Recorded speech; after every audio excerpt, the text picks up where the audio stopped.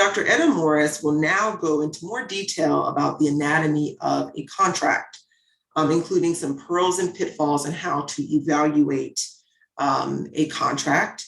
And he will actually spend some time going through real examples of actual real contracts. So Dr. Amores is an assistant clinical professor of emergency medicine at Weill Cornell in New York, and he also earned an MBA and has interests in all aspects of business and medicine. Hello, everyone, and thank you for the invitation to join you today. I will be talking about contract negotiation, or more specifically, the mindset that I think that you should have when you enter into negotiations of contracts. My disclaimer, I have no commercial interest to disclose. My opinions do not replace the professional advice or services of your lawyer or your accountant, or the trusted advice of your spouse, your hairdresser, your dog, or your goldfish. I don't have data to support my opinions, but friends don't let friends sign crappy contracts. So a little bit of background before we start talking about negotiating contracts. How do hospitals make money? Well, they bill for the services they provide and for the services we provide. For example, they bill Medicare, which primarily insures elderly patients, charging flat fees for diagnostic codes. They bill Medicaid, which primarily insures the poor, disabled, or blind. They also charge flat fees for diagnostic codes, as well as charge per diem rates for inpatient days and charge fee for service. Hospitals charge private insurance companies, which primarily insure working people.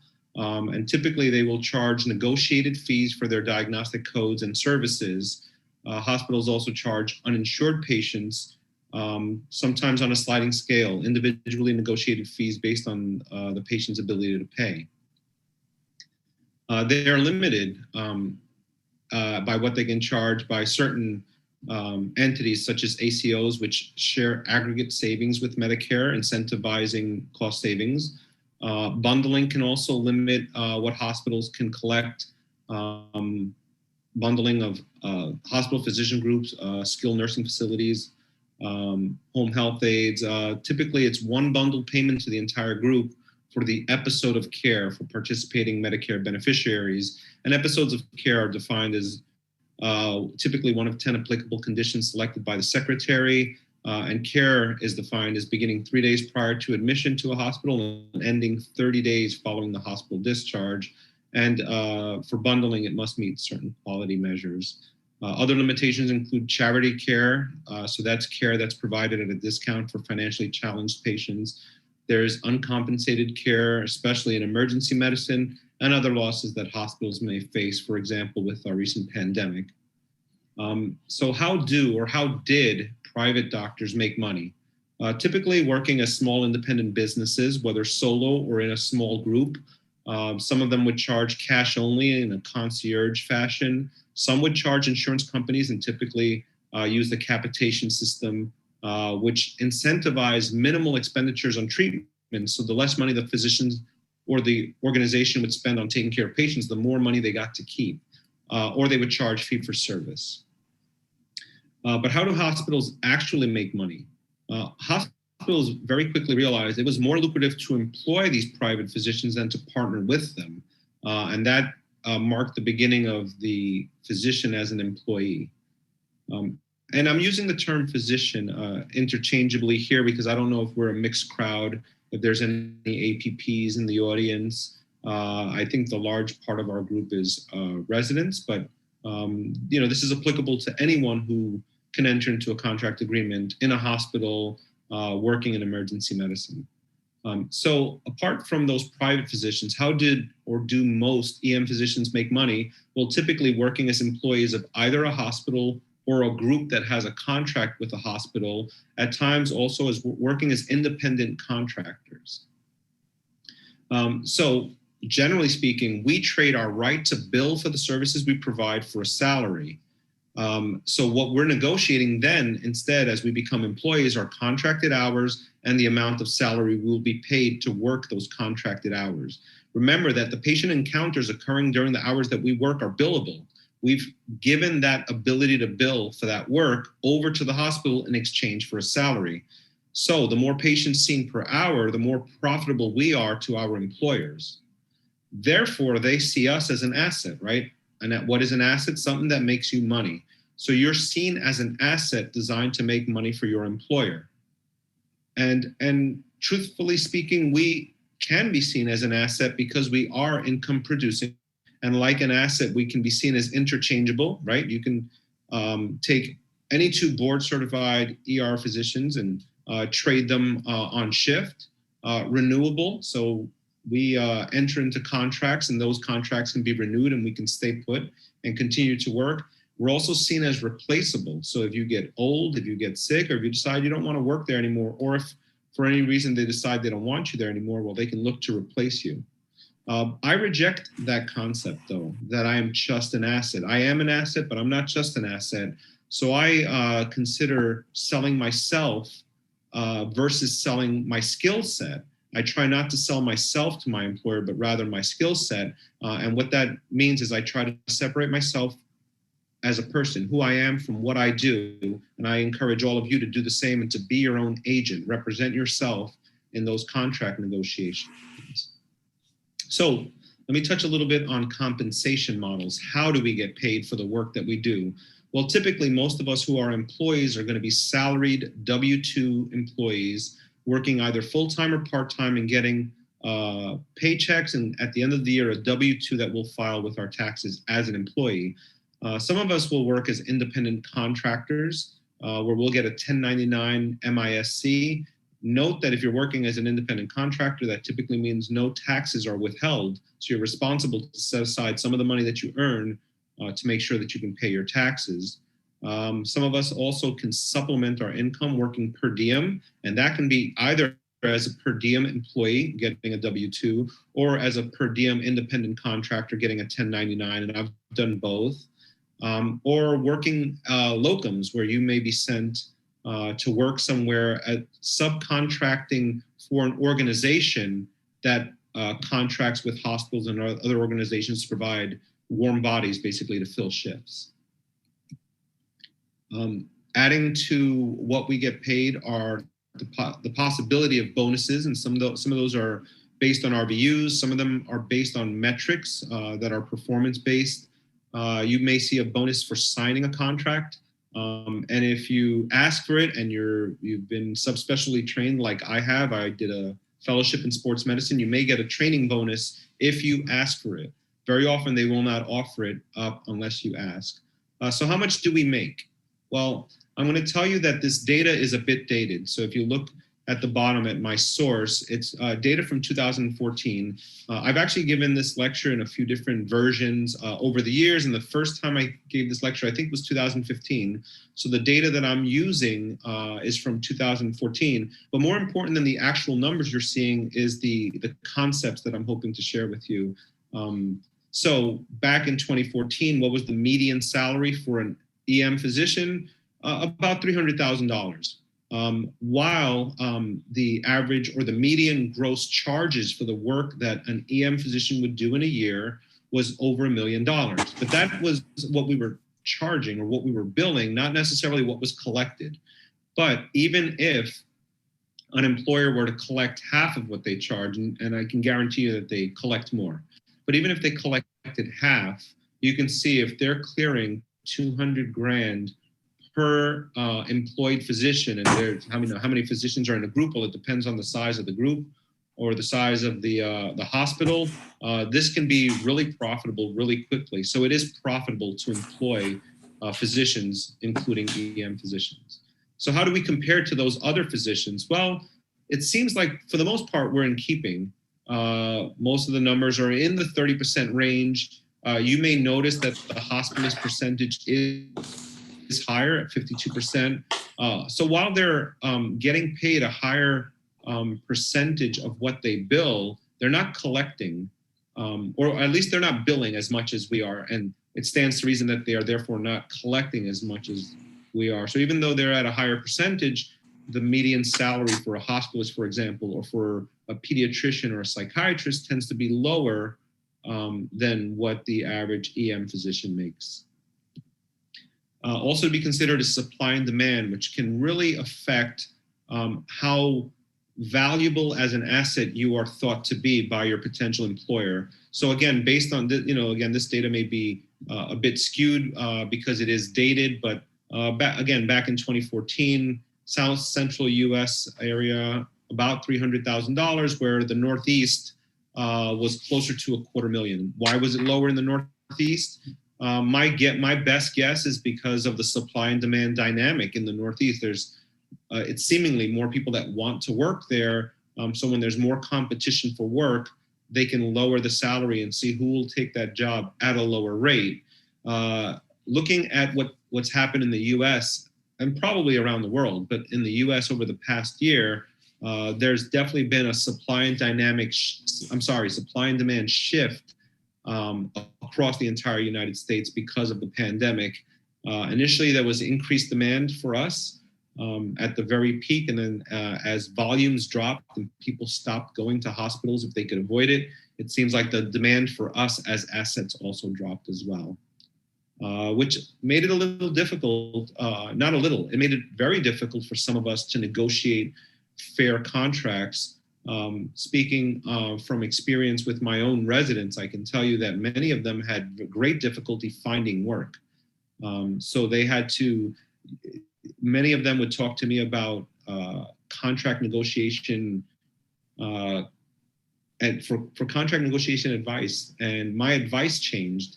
It had to change because there weren't as many options as there may have been 1 or 2 years ago. But anyway, back to contracts. So what exactly is a contract?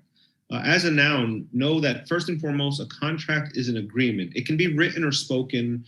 For our purposes, it will be written. And a contract is an agreement typically concerning employment, sales, tenancy, or anything else that can be enforced by law. As a verb, what is it to contract? Well, it's to enter into a formal and legally binding agreement.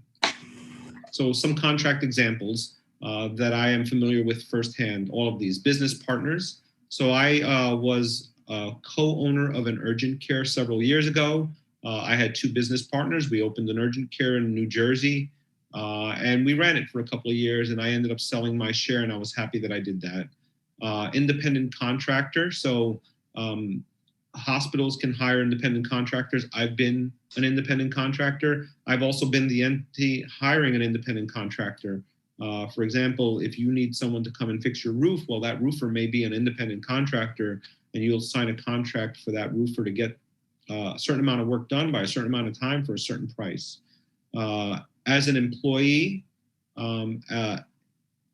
as a husband in a husband and wife relationship, so marriage is actually a contractual agreement, enforceable by law. And many of us know that for better or for worse. As an investment property buyer or seller, now I've never sold investment properties, but I've bought some, I hold some, and therefore I'm also a landlord, and I have been a tenant as well. So those are just some contract examples that I'm very familiar with. So here I want to show you an example of the first. This actually here is an offer letter, not a contract, but it's leading to the first contract that I signed as an attending. So when I finished my residency, I did a 1-year fellowship in sports medicine, and then I realized I needed to take a job to support myself and support my family. So I received this offer from a hospital that actually had a group that contracted with the hospital to provide emergency medicine services. So I was actually hired by the group, not the hospital. So even though I was working at said hospital, I was an employee of the group. We'll just call the group XYZ Associates. So they offered me a position in the hospital where they had a contract starting in August of 09. I finished fellowship in July of 09. And this basically just spelled out the mutual interest we had in entering into a contract with each other. So I want to point something else out here. It said my first year salary would be $230,000 plus a $20,000 sign-on bonus. I got that $20,000 sign-on bonus because I asked for it. I said, I'm fellowship trained. That should be worth something. They said to me, you know, the fellowship training doesn't really help us. So I'm not sure it makes sense for us to pay you a bonus because you're fellowship trained. I said, okay, but the other hospital nearby does see it as valuable enough to offer a bonus. And so, I may end up signing with them because they're offering this bonus, and that may be the one thing that separates the two here. And they said, well, okay, we can match their bonus. Just showing, starting negotiations early on. The problem here, though, is that I was, as a PGY4 resident in New York, I think I was making back in 2008 about $60,000 a year. And as a PGY5 fellow in Pennsylvania, I was making about the same amount of money. And when I was a resident, I was working 20 shifts a month, which was typical back then. It was a new residency program. So here I saw $230,000 plus a $20,000 sign-on bonus to work 14 shifts a month. I was like, this is great, sign me up. And I walked into that contract negotiation feeling lucky that I was getting $250,000 for my first year as an attending. Now I think that may have been a mistake, at least in mindset, because I walked in thinking I was already fortunate. So I didn't see much reason to really negotiate any other points of this contract. I was fortunate that there was and I'll show you, it was a relatively benign contract. But my mindset now is never to feel that I'm fortunate to sign the contract, but instead to feel that they're fortunate for the possible opportunity to sign me, because I'm a board certified EM physician with experience. So I'm starting to learn and know my value. And I think all of you should do the same. Know your worth. That is one of the most important principles in contract negotiation, or at least negotiating an employment contract as an EM physician. So here again is the employment agreement between XYZ Associates and me. And I started working for them in 2009, and for whatever reason, I can't find that original contract. So this is actually my renewal contract. I signed the original contract in 2009. It was renewable, so it auto-renewed in 2010, and then in 2011, they had me sign a new contract. And what I want to point out here is that this entire contract is 6 pages long, which is for sure one of the shortest EM contracts I've ever seen, and definitely the shortest one I've ever signed. So I can already tell when I got this that this is going to be a very concise contract if they can cover everything they need to cover within 6 pages. So here it's beginning the agreement, 2011 between XYZ Associates and me. So it's spelling out who's involved. The employment clause here is literally one sentence. The term of the agreement, so this was a 1-year contract which was going to be renewable. It spelled out what my duties were, and that I'm going to abide by the rules of the hospital and the organization. A few lines about scheduling. So as I mentioned, it was 14 12-hour shifts a month, definitely less than I was doing as a resident, definitely more than I'm doing now.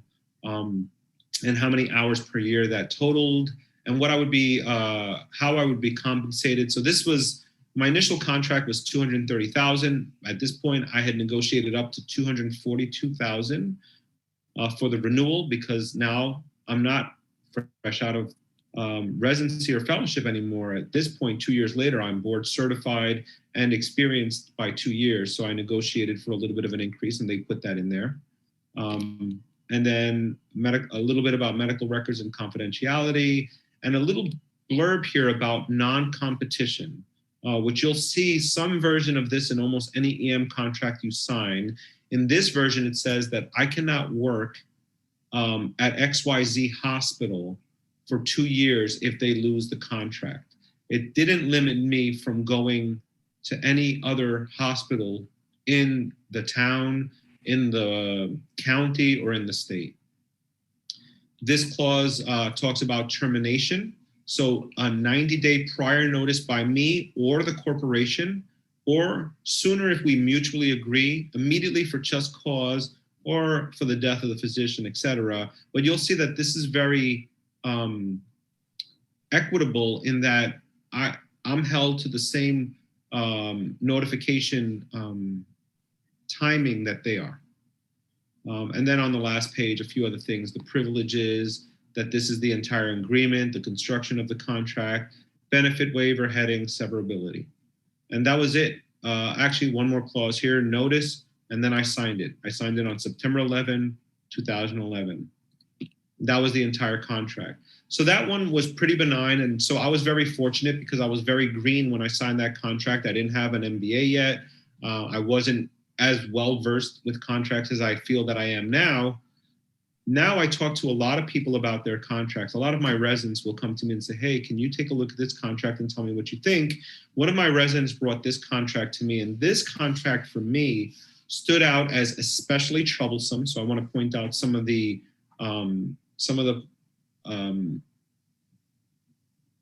clauses and the considerations that are in this contract. And I'm happy to say that I didn't see anything like this when I signed my first contract. And this is not a contract that I would sign. So anyway, it starts off, you can already see that this is going to be a longer contract, and that in and of itself isn't necessarily an issue. And this one is also redacted. So I took the name of that graduated resident out and the organization that that resident went to work for. So, okay, we're on page 2, and already I see an issue here. It says the employee shall attend a minimum of 9 meetings each calendar year, in addition to any other hospital requirements of the hospital. But it also says that you will be scheduled for nights and weekends in a reasonable manner as determined by not you, someone else. So what happens if you're coming off a night shift, or if you end up doing mostly nights and you have those meetings the next day? There's nothing in there about being excused from meetings if you're working a night shift or if you worked all weekend. So my guess is that this can lead to problems if you're not meeting this. Okay, so this is just highlighting the details of that. This is page 3, really nothing to talk about here. Page 4, this one is especially problematic for me. So it talks about, remember when I showed you my contract, there was a 90-day written notice that I had to give, or they had to give, or we could terminate by mutual agreement. This one also says that you, as the employee, have to give a 90-day notice, and if you fail to do so, they can make you pay them $2,000 per day for every day less than 90 days, and $2,000 for every shift that you miss. So on days where you would be scheduled, that's double jeopardy, and that's a $4,000 loss for you. So you can see if if there was some family emergency where you had to move across the country and you were unable to give 90 days of notice, let's say you had to move immediately because I don't know, something's going on with your parents, and you don't give those 90 days, they can hit you up for $180,000 for those 90 days, plus $2,000 for every shift you would have worked. And if you're working 12 shifts a month, that's another $24,000 a month times 3 months. You can see it adds up to over $250,000 in penalty just because you give them less than 90 days notice in advance.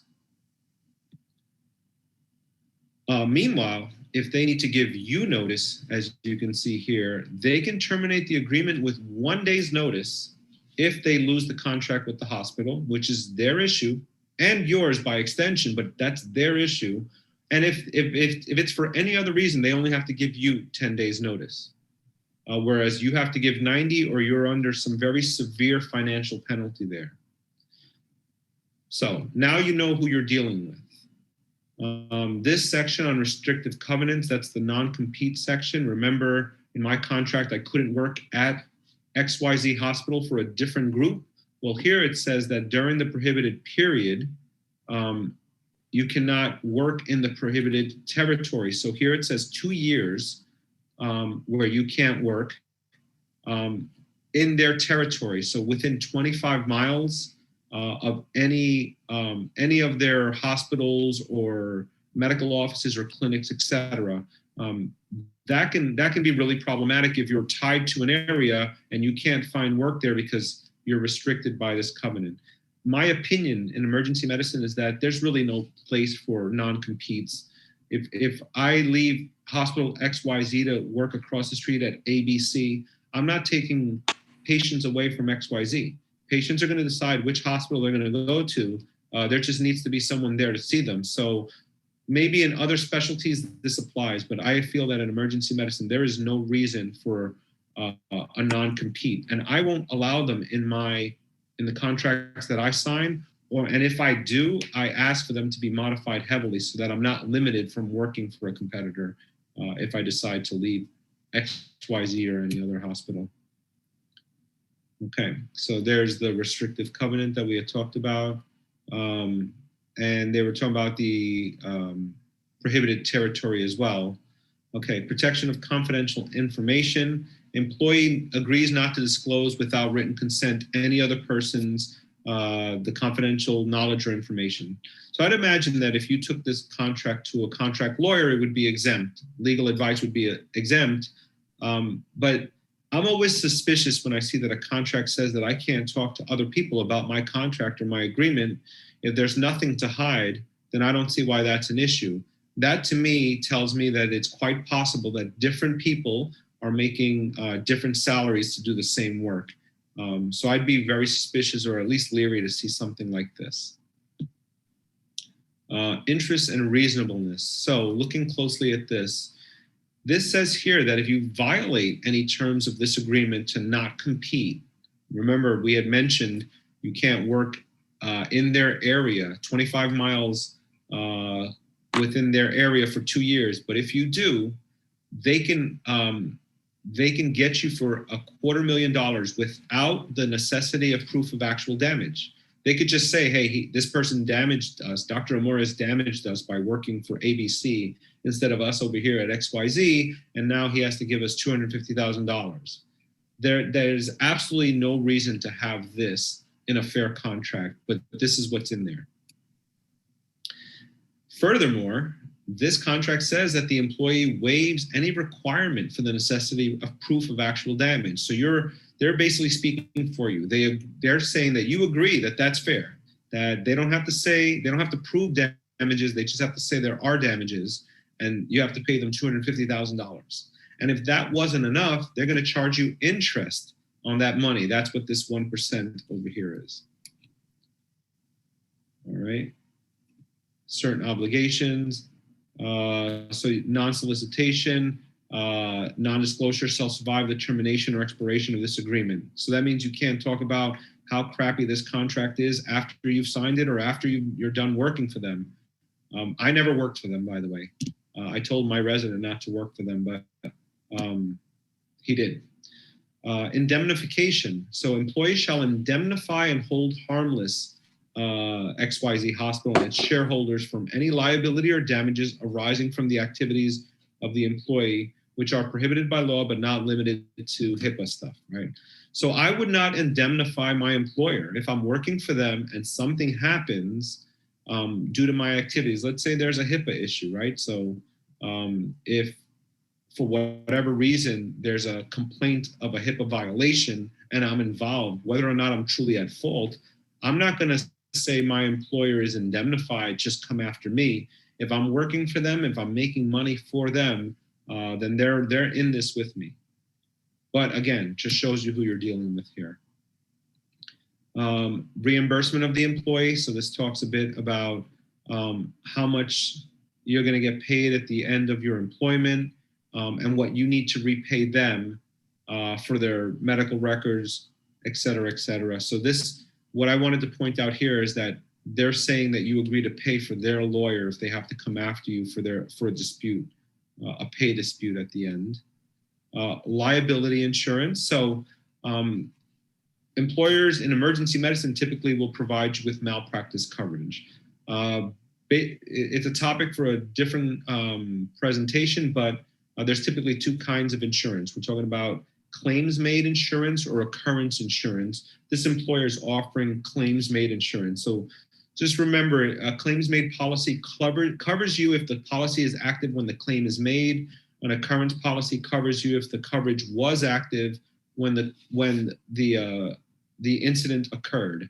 So if you have occurrence insurance, you're covered even if a claim is made much later after you leave the hospital, after that patient has left the hospital as well. But with claims made, if you don't have an active policy when the claim is made, you are not covered. So how do you protect yourself against that? You get a tail coverage, a tail policy coverage.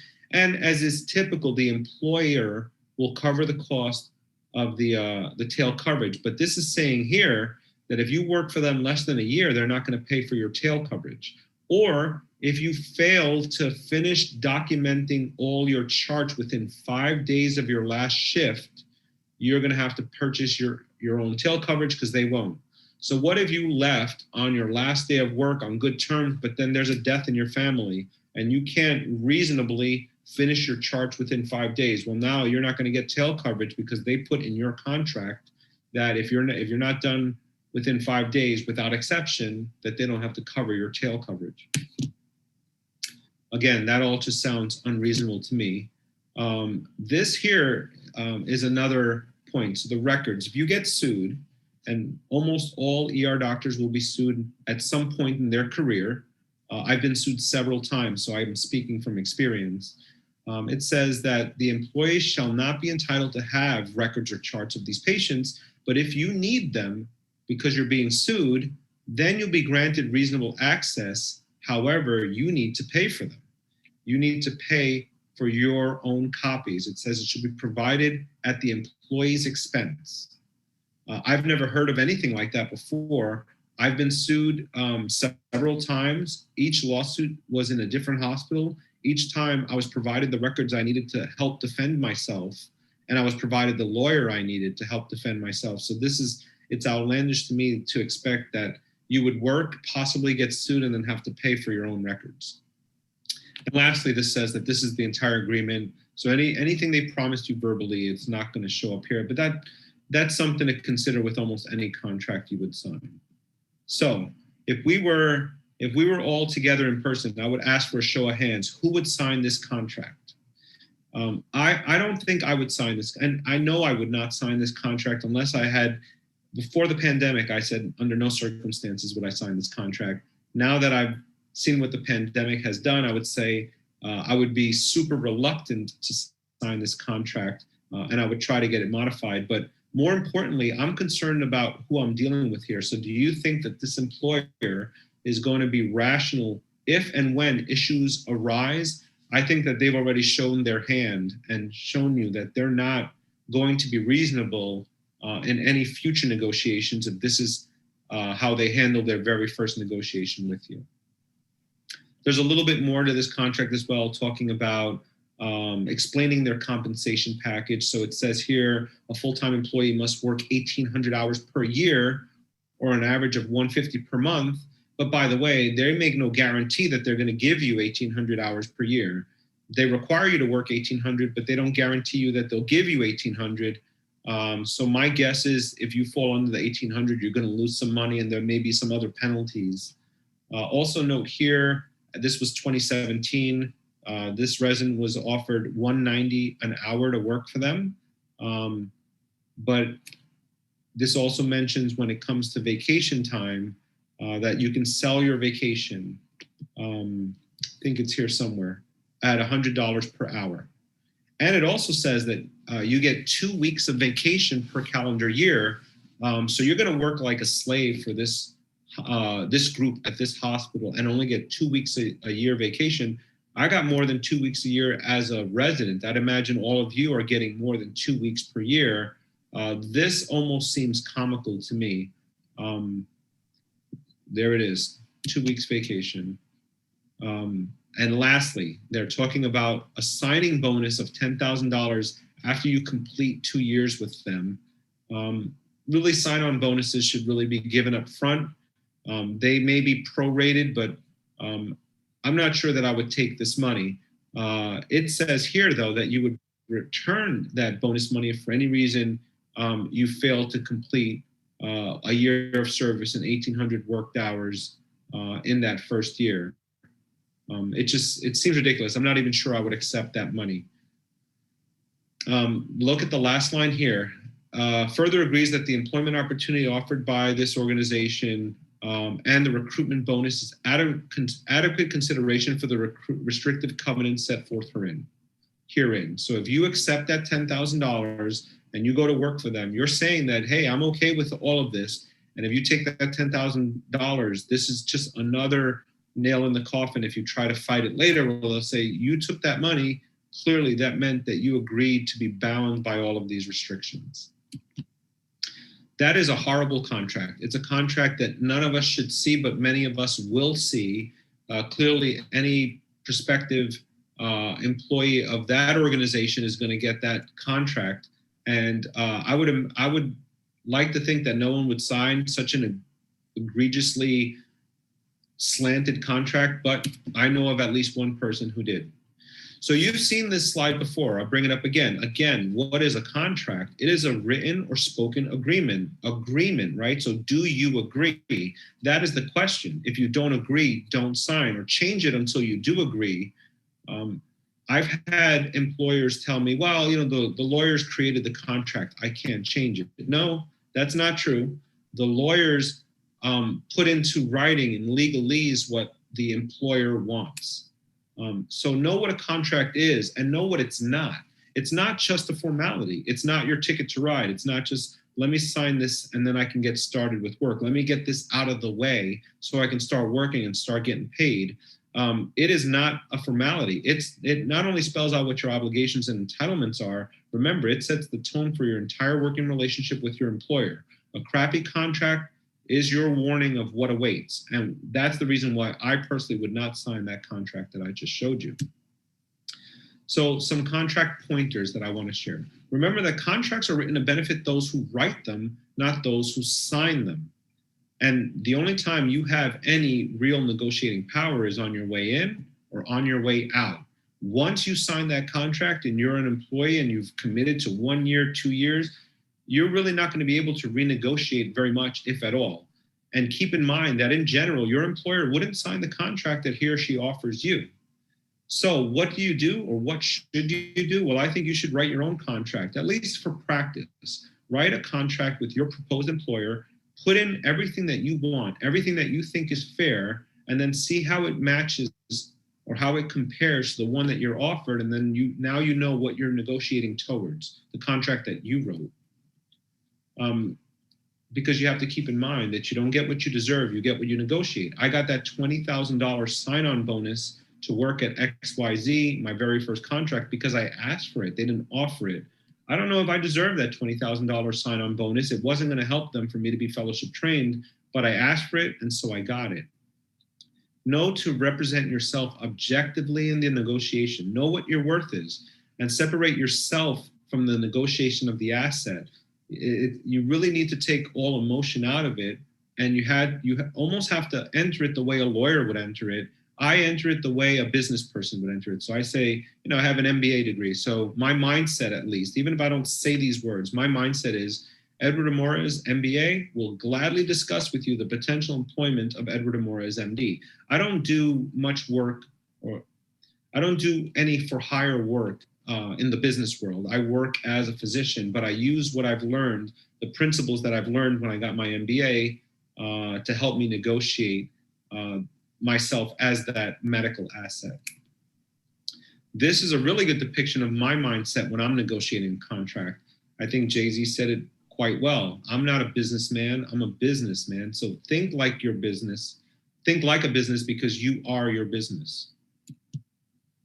So when you're negotiating that contract, a few other pointers to remember. Consider attorney review.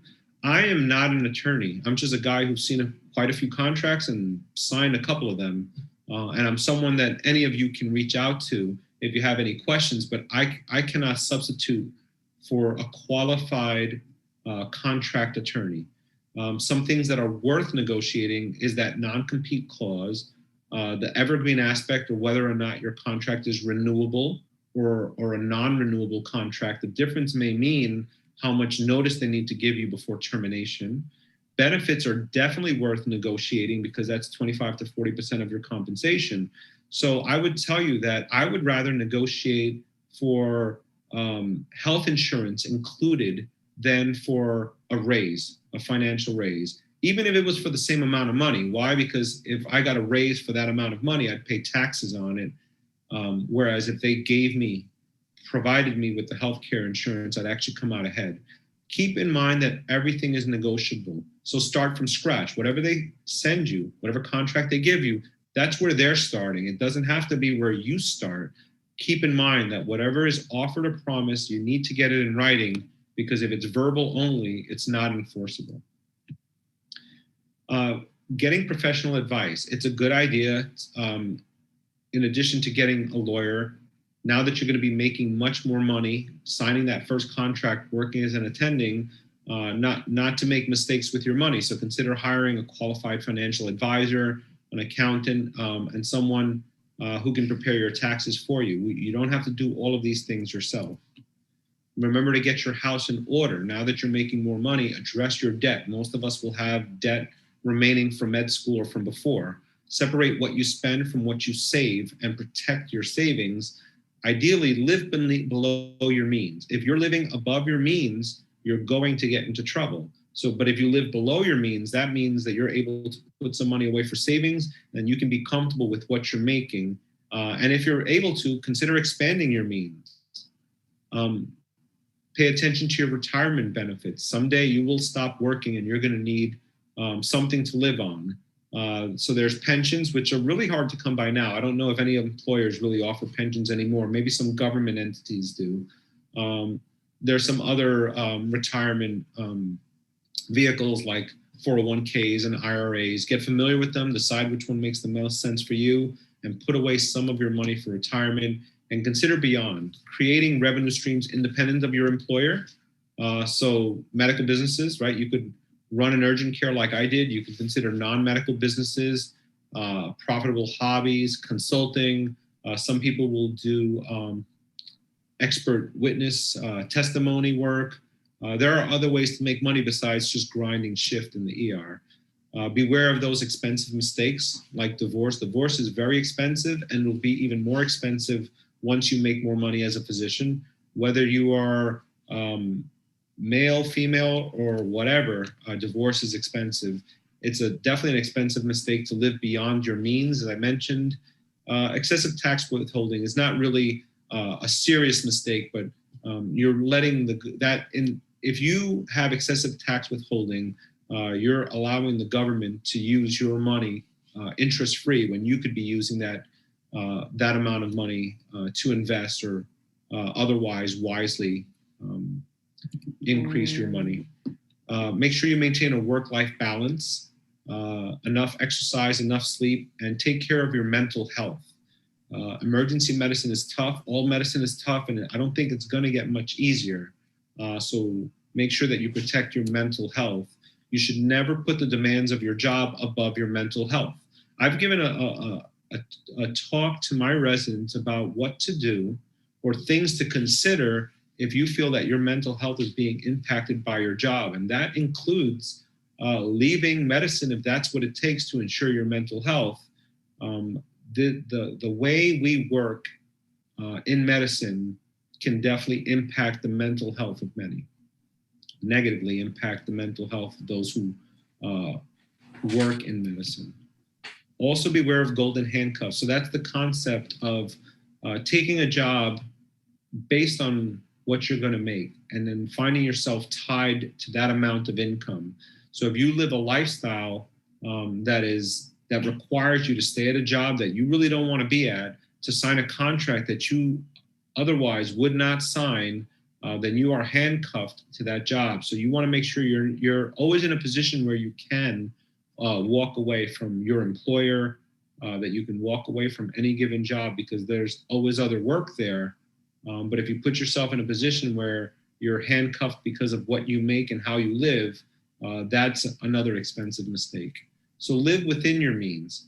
Consider your bottom line salary, what you need to live and enjoy, and balance your life and your work and pad your emergency funds if you can. For some of us, that may mean working part-time and making a little less money to maintain our work-life balance as opposed to working full-time. So in my experience, most full-time jobs are 12 or 13 shifts a month. But who says that you need to work 12 or 13 shifts a month? If you can live the life you want to live as a half-timer, working 6 shifts a month, then maybe that's what makes sense for you. I definitely would work less if I could work less. But, I'm a dad. I have kids and they like to eat every day, so I keep showing up. But I can tell you that I don't work the way I used to. When I finished residency and fellowship, I did a lot of per diem work because I was like, today is a day where I can go make some extra money.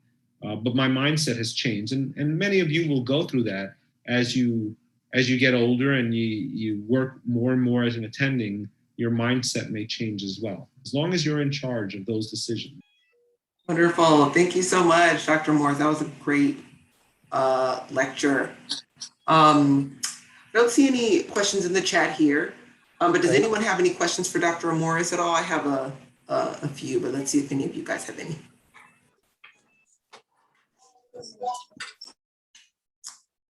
All right. So I guess some of the questions that I know have been asked of you before were, should you get a third party to actually review your contract? I've had a few residents actually send their contracts over to me for review. I'm clearly not an attorney, but should you get a hired help in order to review your contract? What are your thoughts on that?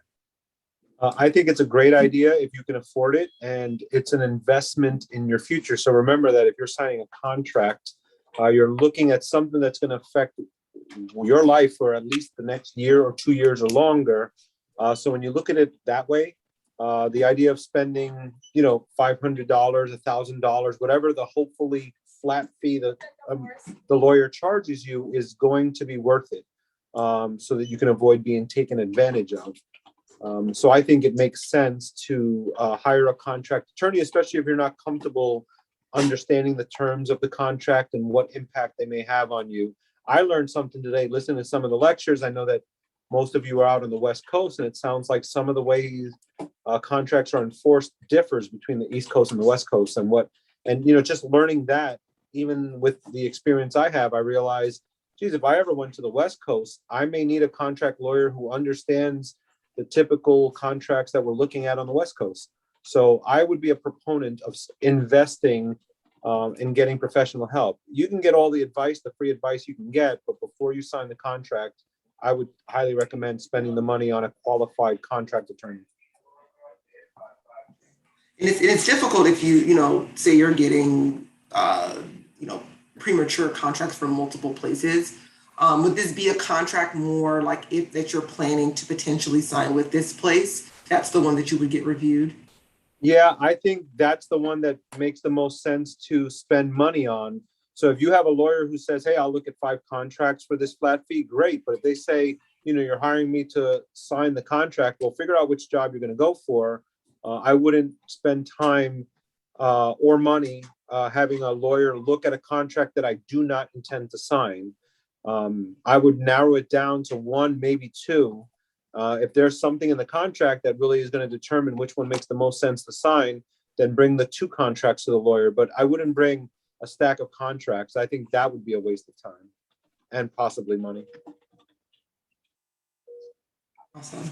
I have a quick question. Yeah, please, Scott. Do you find that the simpler or shorter contracts are generally better, I guess, for lack of a better term, than like longer and more complicated contracts? Intuitively, yes. So I think sometimes lawyers use their language to try to confuse us. I can confuse a layperson about a medical diagnosis really easy because they're not going to be able to follow. And I may use that in a conversation with a lawyer intentionally. But in general, if you have a straightforward contract with, for lack of a better term, no BS in it, I think it's going to be pretty straightforward. And as an example, look at the contract that I showed you that I signed versus the one that's up there, a 6-page contract. Where are you going to hide the BS if there's only 6 pages? So in general, I would say a straightforward contract is likely going to be shorter than one with a lot of clauses and provisions. And I can tell you, the more clauses and provisions that are put in there, they're not likely to be for your benefit. You know who they're meant to benefit, whoever writes the contract. So in general, I would prefer to look at a 5-page, 6-page contract than a 20-page contract if we're looking at the same type of job. Absolutely. Hey, I have a question. Wonderful. Yeah. Please, yeah.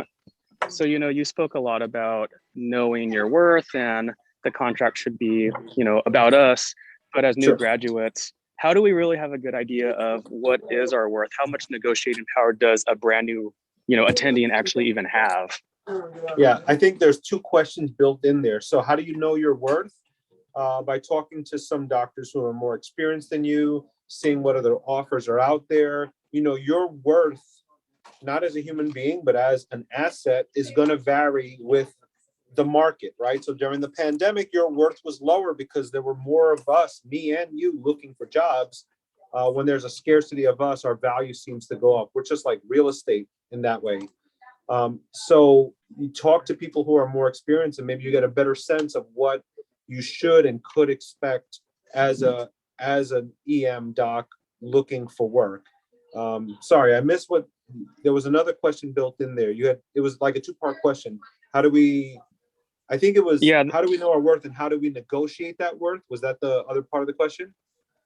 Yeah, I said, how much negotiating power do we actually have? I mean, are we able to Yeah. say, hey, we deserve this amount and this many vacation days? Like, how much power do we have? It's variable. So I can tell you that I have less power negotiating a contract at Cornell than I did at the community hospital I work at. Why? Because, at Cornell, it's a city hospital with a lot of people who want to work there. So, I'm one of many applicants. So by nature of that, there's going to be less negotiating power. Whereas if I go out into the community and they don't have very many applicants, they've had something that's been posted for 6 months, they're a little more desperate to fill that spot. I have more negotiating power. So, how much negotiating power do you have versus me? That depends on how much you're willing to negotiate and really, how aggressive you will be. Intuitively or inherently, you and I should have the same negotiating power. But I've gotten very comfortable asking for what I want and talking to people and not being shy about it, which may give me a bargaining advantage over someone who is not looking to be confrontational. Now, I'm not looking for a fist fight, but I am willing to advocate for myself because I know no one else is going to do it. I could hire a lawyer to do it. But yeah, if you're not willing to advocate aggressively for yourself, you may settle for less. And respectfully, honestly, that's on you. So, how much negotiating power do you have? I would say you tell me. How aggressively are you willing to negotiate? If you're willing to negotiate aggressively, you're going to have a lot more negotiating power. It's going to be affected by you and what you're willing to do, and by the other side. If they've got 30 applicants for one spot, I'm sorry, nobody has any real negotiating power there. But if they have 30 openings and only 5 recent applications, they're going to be very accommodating, would be my prediction. And I guess along those lines, what parts of the contract are most negotiable? I think most people think about contract negotiation, they're thinking about salary and money. Yep. But what other parts of it are most negotiable? So salary is negotiable. It's hard to really get a lot more than everyone else in the shop is getting because that can present problems for the employer. So I would say the things that are a little less tangible may be more easily negotiated. For example, if I say I'm willing to do undesirable shifts, I'm willing to work the evening shift that no one wants, but I want to pick the day when I work them. That may be more negotiable. Or if they say, well, we're going to cover 50% of your healthcare benefits, but hey, could you do 75%? That may be more negotiable. But I would say in general, whatever doesn't cost them more money is probably going to be more negotiable. So if I go to an academic place like Cornell, or even a better example, when I got hired at Robert Wood Johnson to do per diem work, they brought me in as a clinical instructor. And I didn't put up a fuss about that because it was per diem, but in hindsight, I should have negotiated, say, hey, I'm an assistant professor at Cornell, bring me in as an assistant professor. It probably wouldn't have cost them any more money, but that would have been better on my resume to have that higher title. So I should have negotiated that. My feeling is I would have won that negotiation because it's not like they're going to have to come out of their pocket to accommodate that. In general, I think that anything that you ask for that's not going to cost the employer more money or make it more difficult to schedule you, et cetera, is probably easier to negotiate. All aspects of the contract are negotiable. How successfully you can negotiate any aspect of the contract, that's going to be variable as well. But I would say anything and everything is negotiable. Things that I focus on heavily are the non-compete clauses, the compensation schedule. I would say at this point in my life, schedule is more important to me than money. I could leave the job I'm working at right now and make a little more money on the other side of town, but are they going to give me the schedule considerations I already have here? If no, then I'll stay put.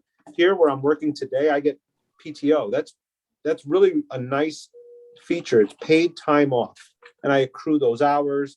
So if, you know, I'm as a half-timer, I'm contracted to work 6 shifts a month.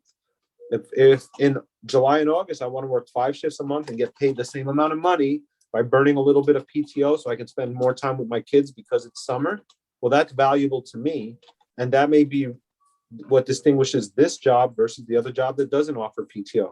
The ability to take time off and still get paid the same amount of money, that is a really nice perk, at least from my perspective. I have an additional question. How often would you find that negotiating a contract has costed you the contract? Like they've already offered you and now you're trying to change a bunch of things. Does that ever affect their decision to actually complete the signing? In my experience, it never has. And if it did, I would actually be glad that it did, because if someone is not willing to negotiate at all, or even have a discussion with me, even if they say we can't accommodate that, if I can't ask the questions, then that's not someone I want to work for. So it's never cost me a job per se. And if it did, I would actually say I'm glad that I saw that up front than later. So, you know, that bad contract I showed you guys, if they're not willing to negotiate at all, I don't really think you're losing out, because that contract is not one worth signing in its present form. And if they won't budge at all, it's still not worth signing in its present form. I will tell you, in my experience, I feel that I've been respected more by potential employers when I come and negotiate and show that I know my worth. I'm not just going to be a puppet. If they're looking for a puppet, maybe they need to look elsewhere. It hasn't cost me negatively. And if it does cost you a job, I would argue strongly that they probably did you a favor. I just have one additional question, and we'll leave it to the rest of the group as well. So what happens if you do sign a bad contract? What should you do about that? So if you sign a bad contract, I'd go back to it and take a good look at it and see what are your escape options, right? So in that bad contract that I showed you, you have to give 90 days notice. And if you know that you're really going to be unhappy, then I would activate that 90-day notice immediately, because then I'm only going to suffer for 90 days instead of a full year, assuming I sign a 1-year contract. If I know that I'm not going to be able to survive without making that money, I'd start looking for other work, find it, because the credentialing process can take 6 months, and then give notice, right? Because there's going to be some overlap. But I would look to the provisions of the bad contract I signed and see how can I escape without penalty. That contract that I showed you said you could be liable for $2,000 a day for failing to give 90-day notice. So I wouldn't just stop showing up. I wouldn't put myself on the hook for that much money. But what I would do is look at the contract, see what is the soonest I can get out of it, and try to minimize the mistake I made. But make no mistake, signing that contract would have been a mistake. And sometimes you got to pay the cost of the mistakes you make, which is why I say, make sure you know what you're doing up front. Don't wait till you're already knee deep and then trying to look for a way out. But if you find yourself knee deep, I'd look for the way out and take, the safest path out. In that case, it would be with 90 days notice. I would just suck it up and get out of it that way. I wouldn't stop showing up. I wouldn't allow them to put me in that position where now I owe them $250,000. Awesome. Any last questions for Dr. Amores? It's been great, and having patience in the background. So Thank you for doing this. You're welcome. They're paging me overhead, so I'm actually really glad. Unless there are any other questions, if there are, give me a minute. And if they're not, it was a real pleasure to join all of you. Wonderful timing. Awesome. Thank you.